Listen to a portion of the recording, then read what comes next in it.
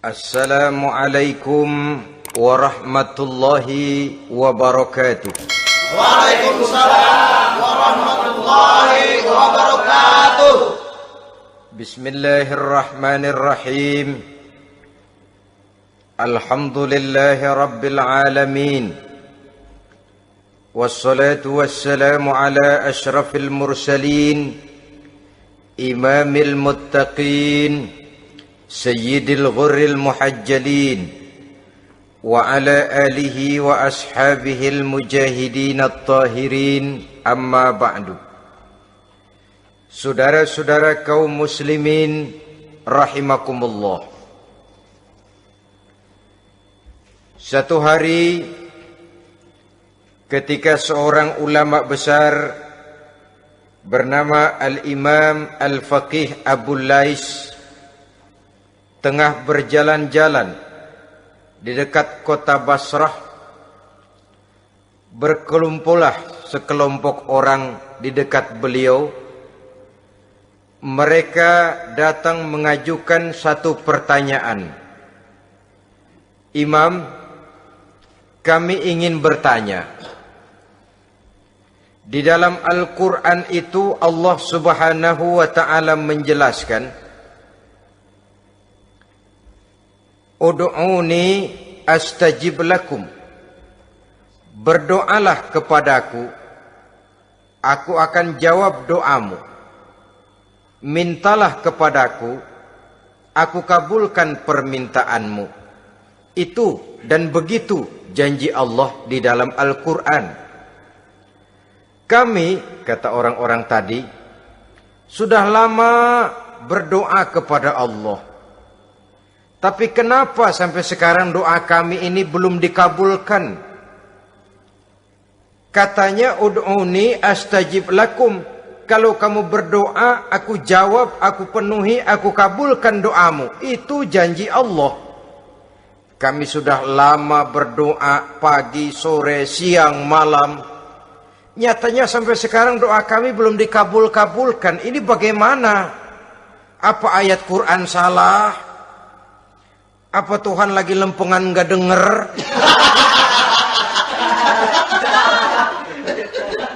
Apa doa kami yang terbalik? Kelihatannya sepele saja ini. Doa tidak didengar oleh Allah.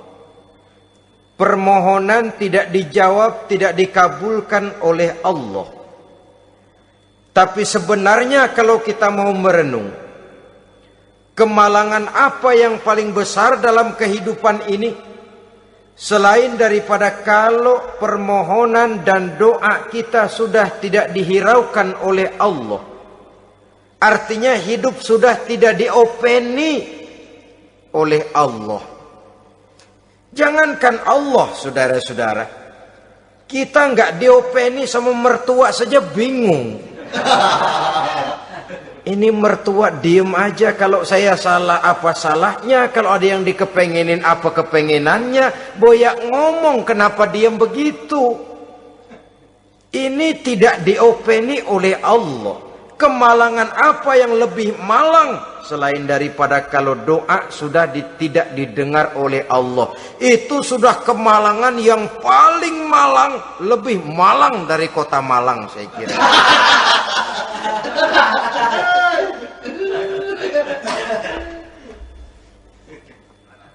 Menghadapi pertanyaan ini, Imam Al-Faqih Abu Lais senyum. Lalu beliau berkata, tuan-tuan, tahu kenapa doa tuan-tuan tidak dijawab, permohonan tidak dikabulkan? Allah sudah tidak memperdulikan tuan-tuan ini. Kami tidak tahu, Imam, maka kami bertanya. Begini, hati tuan-tuan itu mati. Dari hati yang mati, channel tidak nyambung kepada Allah. Dari channel yang putus tidak ada getaran strom, bagaimana akan timbul gejala? Hatimu mati, jadi pantas kalau doa tidak dikabulkan, permohonan tidak dipenuhi, doa tidak terjawab, hatimu mati.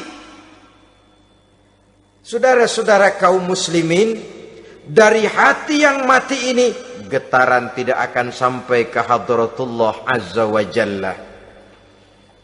Nah, ini juga satu penyakit yang kita sangat khawatirkan, yaitu apabila hati kita sudah mati selagi jasad masih hidup. Artinya, jadilah kita bangkai berjalan di hadapan Allah Subhanahu wa ta'ala.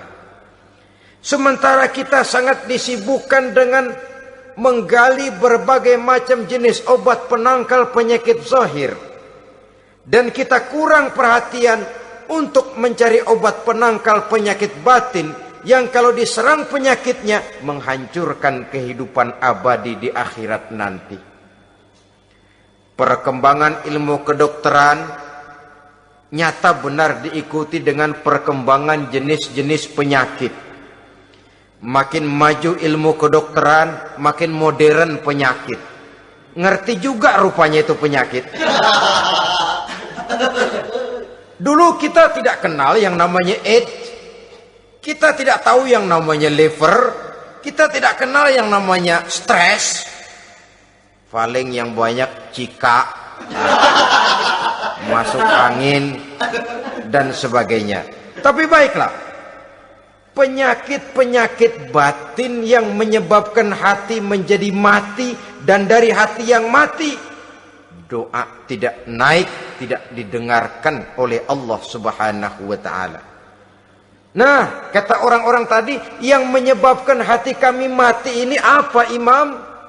Beliau menjawab, pertama, araftumullaha wa lam tu'tuhu haqqahu.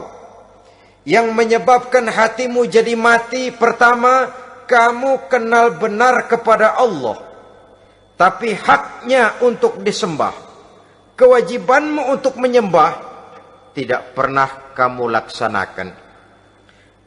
Bagaimana Allah tidak akan jauh dari kita kalau kita tidak akan mengadakan pendekatan kepadanya.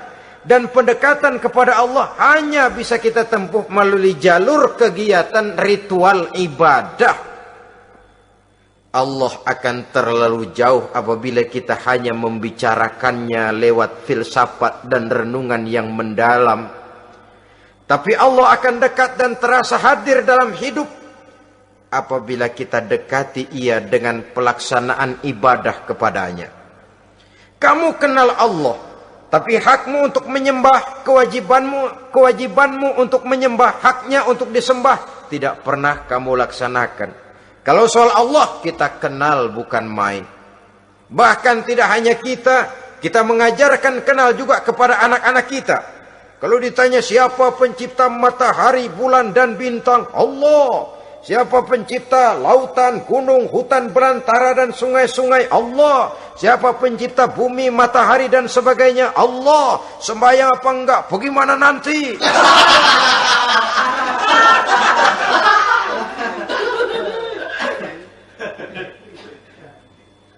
Tanpa pendekatan, Allah akan jauh. Apabila Allah jauh, maka doa tidak akan didengarkan olehnya.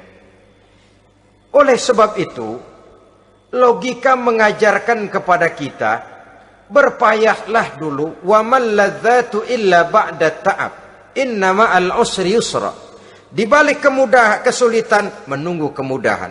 Nikmat baru akan terasa, kelezatan hidup baru akan terasa setelah kita jerih payah banting tulang peras keringat.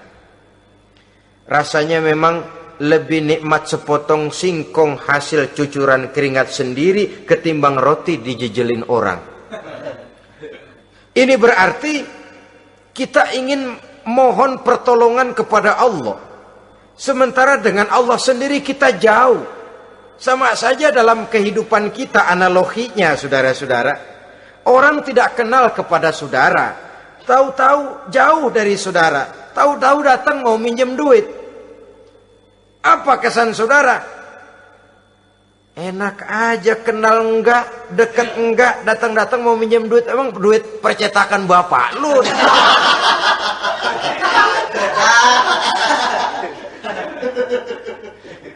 Sedangkan yang kita kenal, sedangkan yang kita bertemu tiap hari, Sedangkan yang sering datang ke tempat kita, kalau satu saat dia pinjam duit, toh kita kadang-kadang masih mikir. Apalagi datang nggak pernah, berkunjung nggak pernah, ngobrol nggak pernah. Apalagi kenal juga nggak pernah, datang-datang mau minta. Macam apa? Datang nemuin Tuhan setahun 2 kali. Idul Fitri, doang sama Idul Adha. Doa cerewet banget. Apa aja diminta. Saudara hadirin, bagaimana doa akan kabul, permohonan akan dijawab? Jikalau kita jauh dari Allah, kita kenal Allah, haknya untuk disembah, kewajibannya untuk menyembah, tidak pernah kita laksanakan. Itu yang menyebabkan hati kita lalu menjadi mati. Padahal mengenal Allah, setelah mengenalnya, mengadakan pendekatan kepadanya melalui ritual ibadah yang dicontohkan oleh Rasulullah Sallallahu Alaihi Wasallam. Ini hal pertama yang menyebabkan hati jadi mati. Kamu terlalu kenal Allah tapi tidak pernah menyembah kepadanya. Sama aja orang kerja kagak, habis bulan mau minta gaji. Karena kita jitak palanya. Macam apa? Kerja enggak, tahu-tahu datang mau minta gaji. Kerja dulu yang baik, habis bulan baru. Enggak diminta pun memang sudah ada jatahnya. Ibadah dulu kita kepada Allah. Soal Allah memberikan karunia kepada kita, itu hak Allah. Apabila kita dekat dengannya, ibadah yang kita laksanakan benar, karunia itu akan datang kepada kita. Saudara-saudara, yang kedua yang menyebabkan hati jadi mati, qara'tumul Qur'an walam ta'malu bih. Kamu baca Al-Qur'an tapi ajarannya tidak pernah kamu amalkan. Kamu baca Quran tapi isinya kamu injak-injak. Sehingga ada peringatan dari Rasul Sallallahu Alaihi Wasallam. Beliau bersabda, "Iza azzamat ummatid dunya wa fi riwayatin dinaron wa dirhaman nuzi'at minha haibatul Islam. Wa iza turikatil amru bil ma'rufi wan nahyu 'anil munkari hurimat 'alaihim barakatul wahyi. Wa iza tasabat ummati saqatat min 'ainillah." 3 peringatan keras tapi yang merupakan gejala penyakit kita umat Islam diperingatkan oleh Nabi kita. Pertama, iza azzamat ummatid dunya. Apabila umatku telah terlalu mengagung-agungkan dunia, apabila umatku telah jatuh menjadi umat yang materialistis, segalanya diukur dari sudut keduniaan saja, nuzi'at minha haibatul Islam, maka akan dicabutlah dari mereka kehebatan agama Islam. Hilang kehebatan Islam apabila kita jatuh menjadi umat pengagung dunia, penyembah materi. Nilai kita, keberadaan kita tidak dihargai orang lain. Orang memandang kita remeh saja. Orang Islam gak ada apa-apanya, bayar aja. Bisa dibeli, bisa diatur, bisa dikerjain, garap saja. Nuzi'at minha haibatul Islam, hilang dari mereka kehebatan Islam ini. Kenapa? Mereka telah mengagungkan dunia dan menjadikannya sebagai tujuan. Padahal dunia cuma alat, materi cuma alat, harta cuma alat. Yang kedua, wa iza turikatil amru bil ma'rufi wan nahyu 'anil munkari hurimat 'alaihim barakatul wahyi. Apabila telah ditinggalkan amar ma'ruf dan nahi munkar, maka hilanglah keberkahan wahyu. Ini yang ada hubungannya dengan masalah kita. Kita baca Quran, kita tidak amalkan isinya. Bagaimana hati tidak jadi mati? Amar ma'ruf dan nahi munkar ditinggalkan orang, hilang keberkahan wahyu. Pada saat itu boleh jadi Quran ada, tapi cuma tinggal tulisan saja. Islam ada, cuma tinggal sekedar nama saja. Diseminarkan, disimposiumkan, dimuktamarkan, tapi tidak dijabarkan dalam kehidupan sehari-hari. Apabila amar ma'ruf dan nahi munkar telah ditinggalkan orang, hilang keberkahan Quran itu. Akibatnya apa? Apabila amar ma'ruf tidak lagi digalakkan orang, nahi munkar tidak dilaksanakan orang, lalu orang menilai sesuatu menurut seleranya sendiri. Mana yang ma'ruf, mana yang munkar, tidak ada lagi patokan utama. Kalau baik kata otaknya, dia kerjakan. Tidak baik menurut otaknya, dia tinggalkan. Agamanya adalah otak, berhalanya adalah akal. Akhirnya umat kehilangan pedoman. Tidak lagi jelas mana batas yang ma'ruf, mana batas yang munkar. Dalam kondisi sedemikian, akhirnya akan terjadi penjungkiran nilai. Paling celaka nantinya, yang ma'ruf malah dianggap munkar, yang munkar malah menjadi ma'ruf. Peringatan ketiga dari Nabi, wa iza tasabat ummati saqatat min ainillah. Apabila umatku sudah saling berbantahan, apabila umatku sudah saling caci memaki, saqatat min ainillah, jatuhlah mereka dalam pandangan Allah Subhanahu wa taala. Hilang wibawa umat yang sudah saling mencaci maki, saling menjatuhkan, saling gasak, gesek, gosok. Justru agama menganjurkan kita ini saling asah, asih, asuh. Kadang yang kita praktekkan, kita ini saling gasak. Yang kedua, saling gesek. Yang ketiga, saling gosok. Gasak, gesek, gosok. Kacau kita ini. Saling gasak, menjegal kawan seiring, menggunting dalam lipatan. Saling gosok, fitnah sana, fitnah sini. Saling gesek, sikut kiri, sikut kanan. Tidak peduli orang lain luka dan sebagainya. Yang penting dia bisa nangkring. Jatuh kita dalam pandangan Allah apabila umat sudah saling mencaci maki. Maka kita kembali kepada persoalan. Hal kedua yang menyebabkan hati jadi mati, qara'tumul Qur'an walam ta'malu bih. Kita baca Al-Quran, tapi ajarannya nyaris tidak kita amalkan di dalam kehidupan kita. Akibatnya, hati lalu jadi mati. Itu yang kedua. Yang ketiga, yang menyebabkan hati jadi mati dan doa tidak terjawab. Idda'aitum annakum min ummati Muhammadin sallallahu alaihi wasallam. Walam ta'malu bisunnatihi. Kamu mengaku, kamu memproklamirkan diri sebagai umatnya Nabi Muhammad, tapi sunnahnya tidak pernah kamu amalkan. Malahan perkembangan paling akhir, bukan saja tidak mau mengamalkan sunnah, malah mengingkari sunnah. Inna lillahi wa inna ilaihi raji'un. Oh, Nabi Muhammad itu manusia biasa seperti kita. Sebagai manusia dia bisa salah. Dan ternyata hadis banyak yang palsu. Yang otentik cuma Quran. Selebihnya adalah sejarah. Tidak ada itu sunnah. Langsung saja kepada Quran. Oh, hadis itu bukan sumber hukum. Oh, tidak perlu mengamalkan sunnah. Saudara-saudara kaum muslimin, mengaku kita umat Nabi, tapi sunnahnya kita campakkan, tidak kita amalkan. Setelah tidak kita amalkan, kita campakkan. Setelah kita campakkan, kita ingkari pula. Inna lillahi wa inna ilaihi raji'un. Bagaimana hati tidak jadi mati?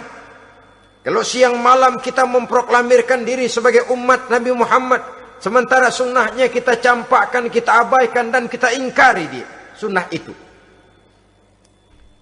Padahal, jikalau sekarang kita mengenal Islam, jikalau kita sekarang ngerti halal haram, tahu hak batil, bisa memilah dan memilih antara yang ma'ruf dengan yang munkar, itu utamanya adalah karena jasa Nabi Muhammad SAW, yang dari generasi ke generasi dilanjutkan oleh para sahabat, oleh tabi'in, oleh tabi'it tabi'in, terus oleh para ulama-ulama sampai kepada kita sekarang ini.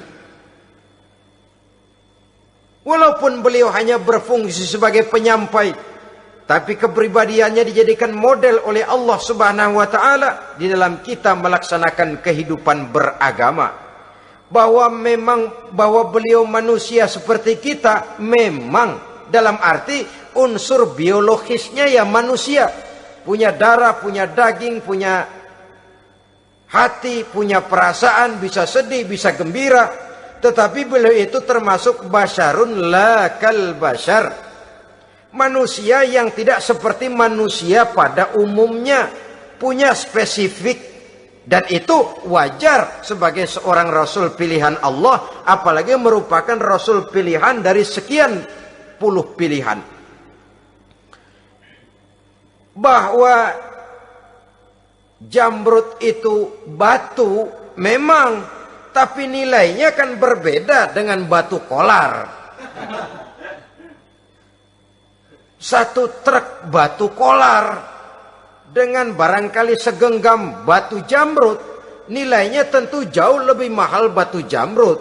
Kalau soal batunya, sama batunya, tapi nilainya berbeda karena esensinya berbeda.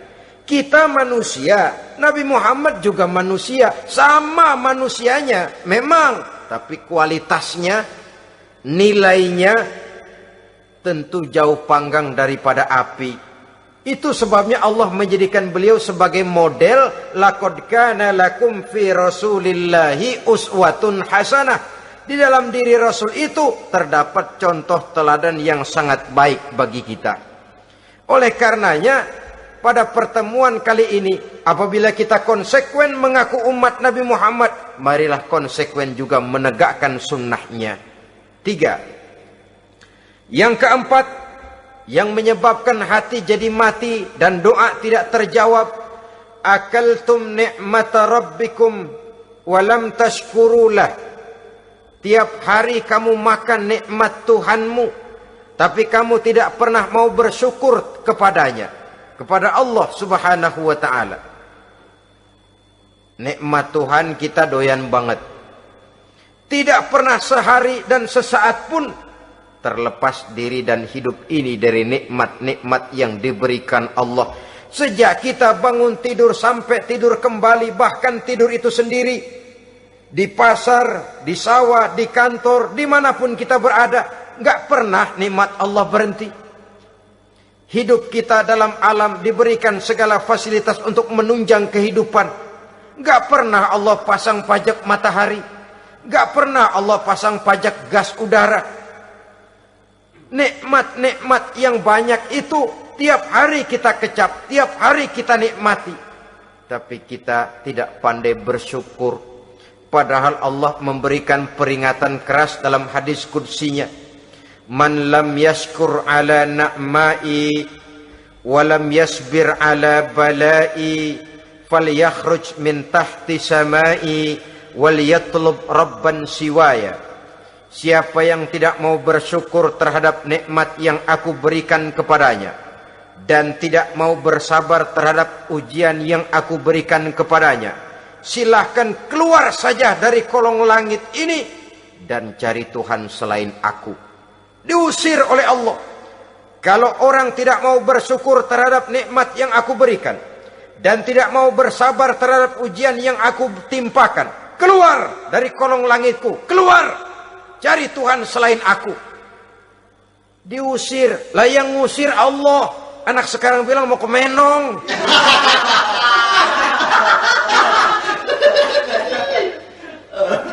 Kalau diusir kita dari Jakarta, masih bisa pindah ke Bandung. Diusir kita dari Bandung, bisa pindah ke Jogja, Solo. Diusir kita dari Indonesia, bisa pindah ke Singapura, Malaysia. Diusir dari kolong langit, mau cari langit mana lagi? Kalau kau tidak mau mensyukuri nikmatku, tidak sabar terhadap ujian yang aku berikan kepadamu, keluar saja, keluar dari kolong langitku ini, cari Tuhan selain aku. Kalau istilah kita mah Tuhan jengkel banget udah itu.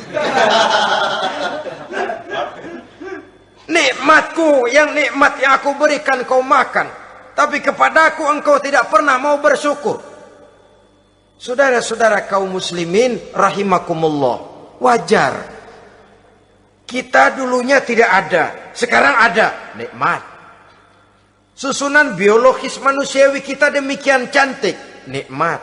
Tinggal di bumi, fasilitas yang kita perlukan disediakan, tinggal kemampuan kita mengelolanya. Nikmat. Diberikan kita otak yang membedakan kita dengan binatang, nikmat. Diberikan kita agama, diutus para rasul untuk jadi model dalam kehidupan kita, nikmat. Kalau cara kita emang kurang apa sih? Apa yang kurang, hai manusia? Engkau tidak ada, aku adakan. Kalau aku perintahkan kau tinggal di bulan, mungkin kau tidak akan sanggup hidup. Begitu lahir juga kelepek-kelepek habis. Ya nggak ada HO2 toh di bulan, mau ngisap apa? Aku tinggalkan kau, aku perintahkan tinggal di permukaan bumi. Alamnya indah, fasilitas serba menunjang. Nikmati semuanya, semuanya untuk kamu, semuanya. Satu pintaku, syukuri nikmat yang aku berikan kepadamu. Ya bukan cuma syukur dalam ucapan, syukur dalam perbuatan. Banyak nikmat yang diterima, makin banyak dia sujud, makin banyak dia ruku, makin banyak dia mengadakan pendekatan kepada Allah. Syukur dalam artian berupa tindakan dan perbuatan, mempergunakan nikmat sesuai dengan kehendak yang memberikan nikmat itu sendiri kepada kita. Saudara-saudara kaum muslimin rahimakumullah, ini penyakit yang keempat. Kamu makan nikmat Tuhanmu, tapi kamu tidak pernah pandai bersyukur kepadanya, mensyukuri nikmat yang diberikan tadi. Bagaimana hati tidak jadi mati? Kita sibuk mempersolek jasmani, mencari obat penangkal penyakit zahir. Maka yang ramai di zaman sekarang, saudara lihat, salon, fitness, senam, macam-macam jenis. Tidak ada salahnya dan tidak ada jeleknya. Tapi kalau itu sampai melupakan kita kepada memperindah batin, memperbaiki jiwa, artinya bukankah kita perlahan tapi mempersiapkan diri menjadi bangkai berjalan di hadapan Allah? Dengan operasi plastik, yang pesek jadi mancung, yang sipit jadi belok, kulit keriput jadi kencang, pipi terlalu cekung bisa diatur. Saudara-saudara, tapi kalau hati yang rusak, jiwa yang rusak, kemana lagi kita akan berobat kalau bukan kepada agama? Maka hati itu jadi mati apabila kita selalu memakan nikmat Allah dan tidak pandai mensyukuri nikmat itu. Dari hati yang mati tidak akan ada getarannya. Oleh sebab itu doa tidak terjawab. Selanjutnya, yang menyebabkan doa tak terjawab dari sebab matinya hati, qultum annal mauta haqqun wa lam tasta'iddu lahu. Kamu berkata, kamu yakin bahwa mati adalah sesuatu yang benar, tapi kamu tidak pernah punya persiapan untuk mati. Padahal menurut logika, orang yang akan bepergian jauh tentu dia harus mempunyai bekal yang cukup. Semakin jauh jarak perjalanan yang akan ditempuhnya, semakin banyak perbekalan yang harus dibawanya. Dahulu, seketika beberapa jamaah dari Yaman akan melaksanakan ibadah haji dengan nekat, mereka berprinsip, pokoknya kan berangkat haji jadi tamunya Allah, nanti Allah yang akan ngelayanin. Mereka nekat, modal badan doang berangkat. Diadukan kepada baginda Rasul, lalu turun peringatan dari Allah, wa tazawwadu fa inna khairaz zadi taqwa. Jangan begitu, bawa bekal. Sesungguhnya bekal yang paling baik adalah takwa. Bahwa berangkat dengan bekal takwa itu bekal yang paling utama. Tapi bekal-bekal yang lain pun jangan diabaikan. Kalau kita akan berangkat untuk tujuan yang baik, bekal yang paling utama memang takwa. Tapi tidak berarti harus mengabaikan bekal-bekal yang lain. Begitulah, semakin jauh perjalanan yang akan kita tempuh, semakin banyak bekal yang harus kita hadapi. Kalau saudara mau pergi ke Surabaya, tidak membawa bekal kemudian berani berangkat, rasanya sih saya pikir itu bukan berani, nekat namanya. Sama saja orang belum pernah sembahyang mati. Nekat orang. Berani amat. Belum berbuat kebaikan barang sedikit pun sudah mati. Nekat namanya itu. Sama saja tadi, nggak bawa bekal apa-apa berangkat ke Surabaya. Sampai Surabaya belum tentu, sengsara udah jelas. Belum punya bekal yang baik sudah mati. Sampai ke surga belum tentu, tapi kebelangsak dan sengsara rasa-rasanya pasti itu. Oleh karena itu, kalau kita yakin mati sesuatu yang benar, sesuatu yang pasti datang menimpa, maka hendaklah kita mempersiapkan bekal.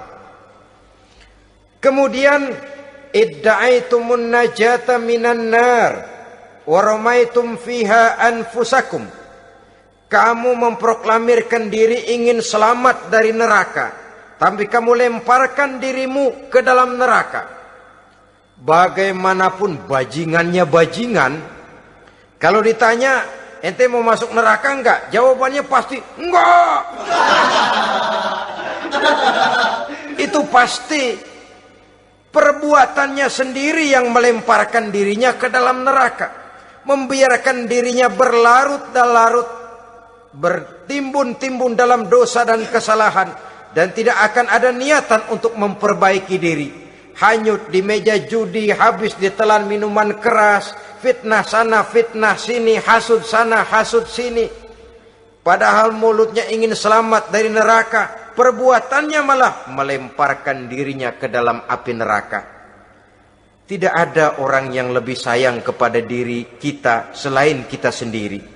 Dan menyayangi diri itu tidak cuma dengan memandikannya sehari 3 kali, memakaikannya parfum dengan segala macam merek, memakai sabun yang wangi-wangi, minyak yang harum-harum. Lebih daripada itu, jaga dan sayangi diri. Jangan jatuhkan dia ke dalam perbuatan-perbuatan yang bisa menjerumuskan diri itu ke dalam neraka. Kemudian disambung oleh Imam Al-Faqih Abu Lais, yang menyebabkan doa tidak terjawab karena hati mati. Idda'aitum dukhulal jannah walam ta'malu laha. Kamu ingin masuk surga, tapi kamu berat mengamalkan perbuatan yang bisa menyampaikan kamu ke surga. Semua kita kalau ditanya mau masuk surga, mau, tapi jarang yang berlomba melakukan perbuatan-perbuatan yang bisa menyampaikan kita ke surga. Kemudian yang terakhir kata Imam Al-Faqih Abu Lais, dafantum mautakum walam ta'tabiru laha. Kamu menguburkan orang yang mati di antara kamu, tapi kamu tidak bisa mengambil iktibar, tidak bisa mengambil pelajaran dari mayit yang jenazah yang kau kuburkan itu. Mestinya kan nguburin orang tuh membuat sadar. Iya, kalau sekarang saya baringkan di liang lahat, menghadap ke arah kiblat, bantalnya tanah, setelah itu ditutup dengan papan, lalu ditimbun dengan tanah. Iya, sekarang giliran dia, giliran saya, entah besok, lusa, bulan depan, tahun depan, tapi pasti mengubur mayat, mengubur jenazah, tapi tidak bisa mengambil iktibar dari yang dilaksanakannya itu. Ini merupakan penyakit-penyakit batin yang merupakan handicap, yang menimbulkan jarak antara kita dengan Allah Subhanahu wa ta'ala. Pantas kalau itu semua ada pada diri kita, hati jadi mati. Dari hati yang mati, doa tidak akan tembus. kita tidak lagi akan diperdulikan oleh Allah Subhanahu wa taala. Dan itu sekali lagi kemalangan yang terbesar dalam kehidupan kita. Bagaimana jalan keluarnya? Pertama, memperbaiki batin kita, menyelamatkan diri daripada penyakit-penyakit yang bisa mematikan hati seperti yang sudah saya sebutkan tadi. Yang kedua, berdoa dengan adab. Sehingga tata cara di dalam kita bermohon kepada Allah Subhanahu wa taala dibicarakan secara khusus oleh Al-Imamul Ghazali dalam kitab Ihya beliau yang disebut adabud doa. Adab di dalam kita melaksanakan doa kepada Allah Subhanahu wa taala. Setelah batin ini bersih dari penyakit-penyakit hati yang bisa menyebabkan hati jadi mati, berdoalah kita kepada Allah. Bagaimana adabnya? Kata Imamul Ghazali rahimahullah, yang pertama hendaklah ia di dalam berdoa itu memilih waktu yang mulia. Minal awqatis syarifah, kata beliau. Memilih waktu-waktu yang punya nilai mulia. Ramadan dalam 1 tahun, Jumat dalam tiap minggu, sepertiga malam yang akhir pada setiap hari. Waktu-waktu yang punya nilai mulia. Walaupun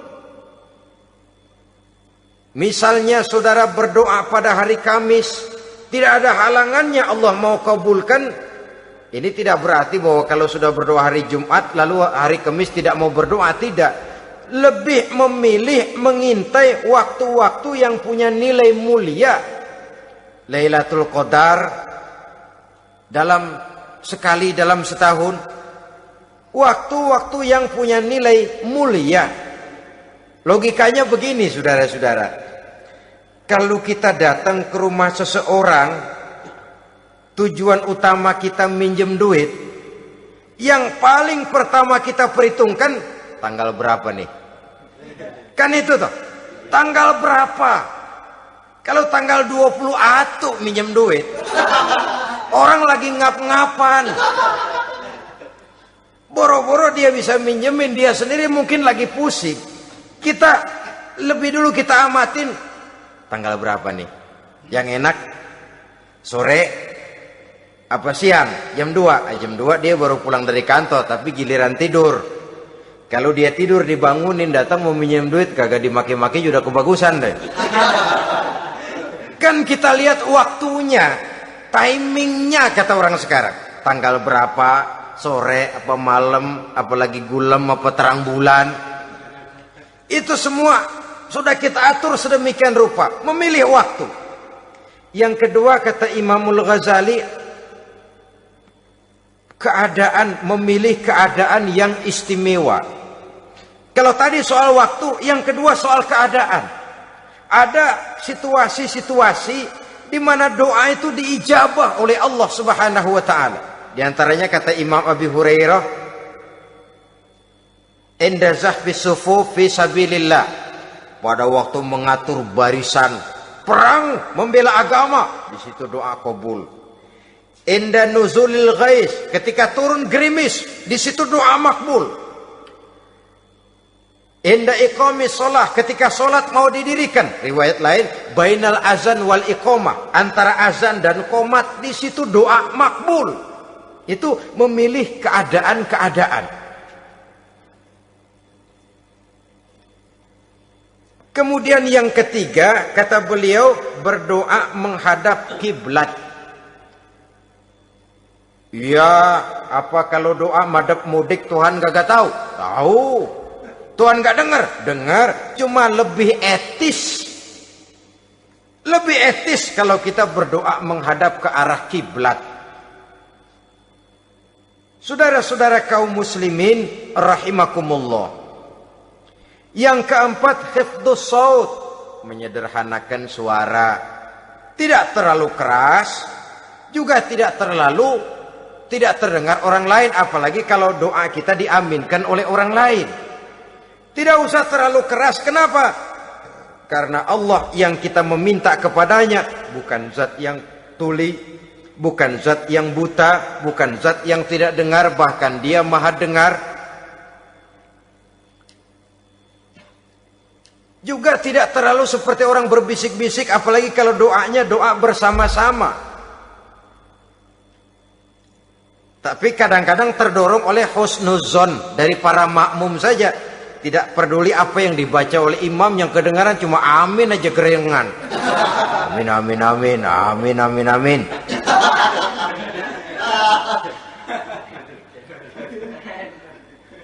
Juga tidak terlalu keras, seperti orang berdoa, seperti orang pidato.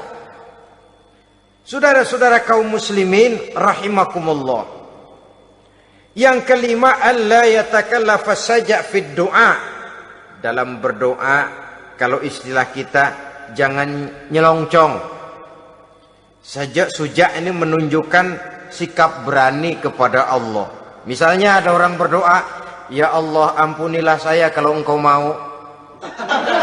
Kalau Allah mau. Kasihanilah saya ya Allah kalau engkau mau. Itu doa orang songong. Atau sama saja, ya Allah berilah saya rezeki dikit aja. Emang kenapa pakai begitu?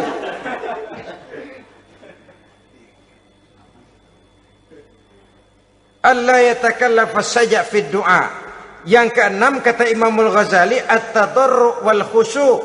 Dengan tadarru' dan khusyu', dengan sikap tawadu, benar-benar ya seperti kita lah kalau datang memang menghajatkan pertolongan dari seseorang, segala action kita atur supaya hajat kita itu kabul, kan begitu.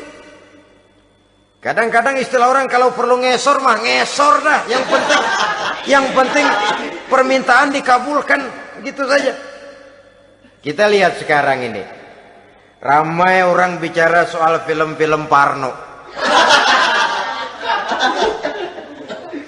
Kelihatannya pendatang-pendatang baru, pokoknya asal bisa main dah, bugil ya bugil dah. Yang penting nyohor, bisa tampil. Walaupun dalihnya semua sama, mula-mula cuma iseng. Adegan panas bagaimana? Kalau tuntutan skenario apa boleh buat? Apa boleh buat? Emang nggak bisa milih.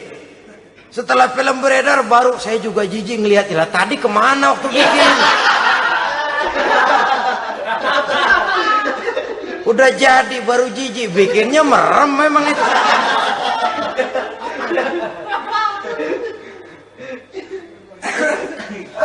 Tapi ada satu analogi, asal bisa main, asal bisa tampil di layar, apa saja jadi taruhan sudah, bugil ya bugil dah, nggak soal dah, pokoknya bisa main, tampil, nyohor, masuk koran.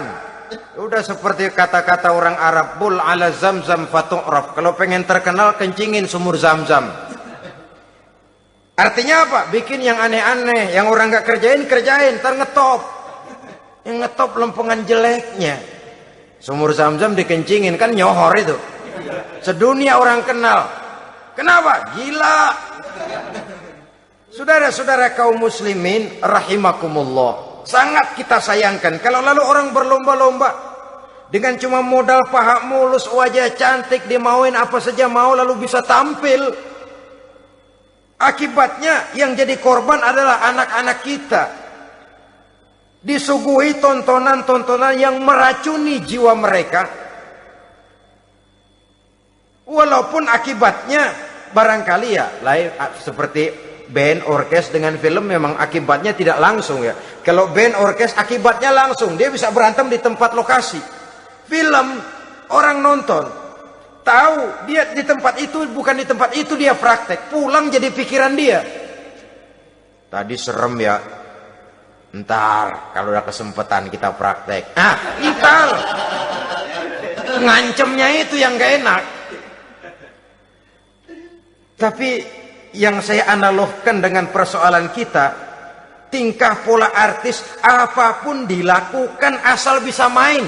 Nah itu tuh, asal dapat kesempatan acting.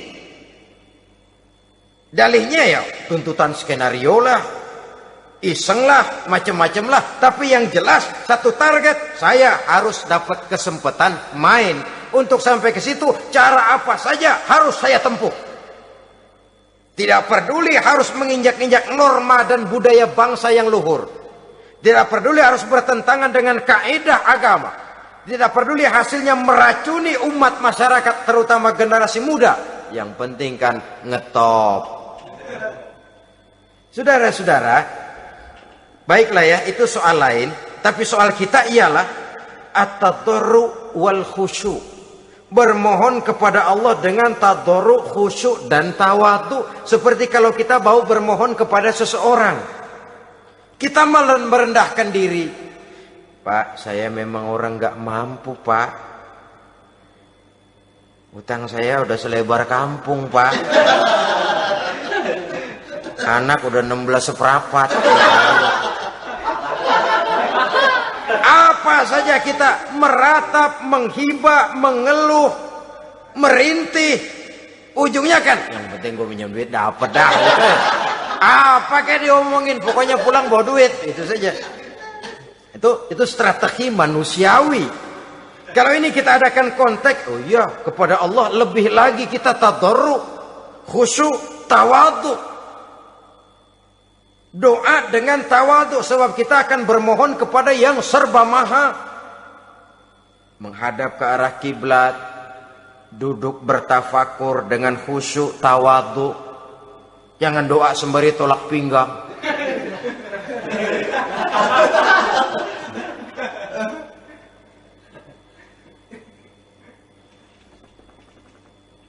Yang ketujuh, kata Imamul Ghazali, ayyujzimad du'a wa yuqina bil ijabah. Hendaknya dia menjazamkan doanya itu dan yakin bahwa doanya akan dikabulkan oleh Allah. Sebab kata Nabi, innallaha la yaqbalu du'aan min qalbin ghafilin lahin. Allah subhanahu wa ta'ala tidak akan menerima doa dari hati yang lalai dan main-main. Doa ke orang ugah-ugahan.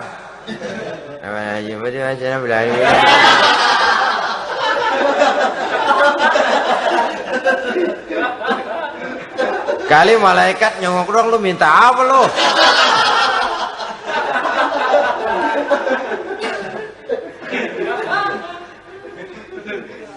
Seperti tadi itu, kita datang mau minjem duit sama orang, ngomongnya ogah-ogahan. Minjem duitnya dikasih syukur, enggak ya udah. Ya enggak dah, enggak dikasih sudah. Kenapa? Mintanya begitu. Enggak serius dan enggak yakin bahwa doanya akan dikabulkan.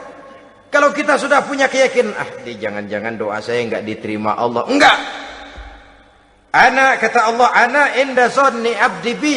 Aku sih bagaimana menurut sangka hambaku kepadaku saja. Kalau sangkanya baik, aku baik. Kalau sangkanya doanya dikabulkan, aku kabulkan. So itu doa harus dengan pasti dan harus dengan yakin doa itu akan dikabulkan dan meluruskan harapan, membenarkan cita-cita, meluruskan maksud apabila doa itu dikabulkan oleh Allah Subhanahu wa taala. Saudara-saudara, oleh karenanya jangan doa setengah hati. Jangan berdoa sambil main-main. Apalagi menghadap kiblat dengan dua tangan terangkat sebagaimana dicontohkan oleh Rasulullah sallallahu alaihi wasallam. Bahwa berdoa tanpa mengangkat kedua tangan pun Allah tahu. Allah dengar, tapi kelihatannya kurang serius. Seolah-olah terserah dah Tuhan, mau dikasih ya kasih, enggak ya udah. Seolah-olah kita tidak serius dalam berdoa. Kemudian yang berikutnya kata Imamul Ghazali, ayyaftatahad du'a bi zikrillah fala yabda'u bisu'al. Hendaknya dia mulai berdoa itu dengan menyebut nama Allah, berzikir kepada Allah, fala yabda'u bisu'al, jangan langsung memulai dengan permintaan. Ini tata krama etisnya. Sama juga orang kirim surat, salam sejahtera kami haturkan, padahal mah nggak ada itu juga nggak apa-apa. Itu kan maksud mukaddimah saja. Besar harapan kami semoga Bapak dan keluarga di sini pun berada dalam keadaan sehat walafiat. Selanjutnya kami telah dengar dari berbagai teman tentang kedermawanan Bapak, tentang bantuan Bapak di berbagai bidang yang menyangkut sosial pendidikan. Sehubungan dengan itu maka kami bermaksud mengajukan permohonan. Baru masuk itu mah 15 kalimat kesonoin, urusan lain. Intinya sehubungan dengan itu kami bermaksud memohon kepada Bapak. Kita mulai. Salam sejahtera kami haturkan, bersama ini pula kami macam-macam lah. Sama juga seperti tadi itu. Kita datang mau minjem duit. Datang karena kita tahu datang habis bulan. Malam terang bulan. Udaranya sejuk. Ngobrol lah kita. Dapat teh. Apa kabar Pak? Baik. Aduh Bapak sih, untung dah Pak. Kayak pemurah lagi. Saya tahu Bapak banyak nyumbang di mana-mana. Di Angon aja tuh orang di Angon.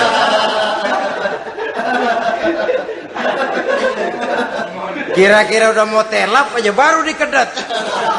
Ngomong-ngomong Pak, nah mulai nih kalau udah ngomong dah tuh mulain. Baru masuk. Jadi etisnya berdoa itu dimulai dengan zikrullah. Karena itu umumnya dimulai dengan Alhamdulillahi Rabbil Alamin. Kita puji dulu Allah. Alhamdulillahi Rabbil Alamin. Hamda yuwafi ni'amahu wa yukafi'u mazidah. Kita puji dulu Allah. Seperti orang tadilah. Kita puji dulu kebaikannya. Walaupun pada akhirnya kita minjem duitnya. Ya, sebenarnya Allah nggak perlu dipuji toh. Dipuji atau tidak Allah tetap termulia. Ini etis manusia. Allah tidak berharap untuk dipuji oleh manusia. Allah tidak untung seluruh alam memujinya. Manusia mau memuji atau tidak itu urusan manusia sendiri. Allah tidak minta untuk dipuji. Allah juga tidak gila kepada pujian. Kalau kita memulai doa dengan pujian, etis kita kepada Allah Subhanahu wa taala di dalam kita bermohon kepadanya. Saudara-saudara kaum muslimin rahimakumullah. Kemudian menyesuaikan doa dengan kondisi. Ini termasuk syarat batin ya, taubat, waraddul mazalim kata Imam Ghazali, menolak segala macam kezoliman. Artinya kalau berdoa itu tahu diri. Kalau gaji kita sebulan 700 atau 800 900 ribu, berdoa minta rezeki 1 juta, itu tahu diri namanya. Kan cuman kurang 100 ribu. Ya, kalau kerja kagak minta gajian 1 juta.